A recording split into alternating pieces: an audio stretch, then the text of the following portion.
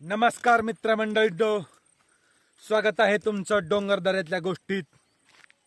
तर मित्रांनो, आज मी तुमच्यासाठी एक मस्त गोष्ट घेऊन आलोय. तर मित्रांनो, ही गोष्ट आहे का मुलाची आणि बापाची. मुलगा चांगला होता, निर्व्यसनी होता, पण त्याला लोक नावं ठेवायचे. तो आपल्या बापाला येऊन म्हणायचा, बाबा मी इतका चांगला वागतोय, पण इतरांबरोबर मला पण नावं ठेवले जातात. तो बापापाशी येऊन चिडचिडपणा करायचा. बाप त्याला समजावायचे, अरे जो जसा असल तो तसा तुला बोलत असल. तो म्हणला, नाही मी तर चांगला आहे, मला चांगलंच म्हणायला पाहिजे. बाप म्हणायचा, अरे वागा, हे जग सगळं तुला चांगलं म्हणील असं काही नसतं रे. तो म्हणला, पण मी चांगला आहे ना, मला चांगलं का म्हणत नाहीत. मग बापानं काय काम केलं, त्याला एक हिरा हातात दिला त्याच्या, आणि तो म्हणला, विकू नको तू, हे हिरा घेऊन बाजारात जा. थेट प्रत्येक जण जो जो विकतोय, जो जो घेतोय त्यांच्याकडे जा, आणि तिथं कोण कितीला मागतंय, कोण कितीला मागतंय याची चौकशी कर. पहिल्या सुरूला मुलगा भाजी विक्रेत्याकडे गेला आणि तिथं म्हणाला, हा हिरा कितीला घ्यायचा सांगा. भाजीवाला म्हणतो, अरे हिरा नाही, हा काचेचा तुकडा आहे.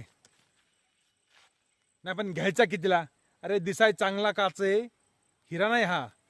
याचे मी तुला काय करील, 1 किलोभर टमाटे देईल.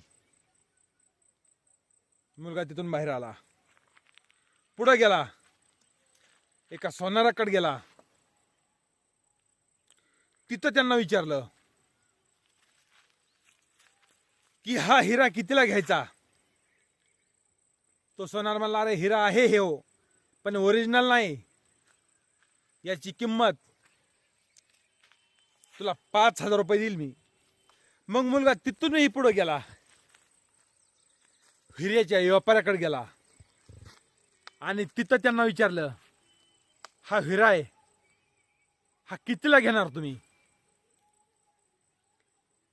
त्या व्यापाऱ्याने हिरा चेक करून पाहितला आणि सांगितलं, याचे तुला मी 50 लाख रुपये देऊ का. तो म्हणला, नाही इकायचा नाही, मी नुसती किंमत पाहायला आलोय. मग तो मुलगा हिरा घेऊन घरी आला. बापाला सांगितलं, कुणी मागितला 1 किलो टमाट्याला, कुणी मागितला 1,00,000 रुपयाला, कुणी मागितला 5,000ला, कुणी मागितला 50 लाखाला. मग तू याच्यातून काय शिकलास. तो मुलगा म्हणला, ज्याला काही कळत नाही त्याने 1 किलो टमाट्यावर मागितला, ज्याला थोडं कळतंय त्याने 5,000ला मागितला, ज्याला बरंच काही कळतंय त्याने 50 लाखाला मागितला. हिरा तर तोच. मग तसंच वागा, तू पण हिरा आहेस. तुझी किंमत कोण कसंही करील, तू हिरा हा हिराच राहा. कुणाच्या बोलण्याकडे लक्ष देऊ नको. तर चांगली वाटली का डोंगरदऱ्यातली गोष्ट मित्रांनो, कमेंट करून अवश्य सांगा. भेटू उद्याच्याला. तोपर्यंत नमस्कार.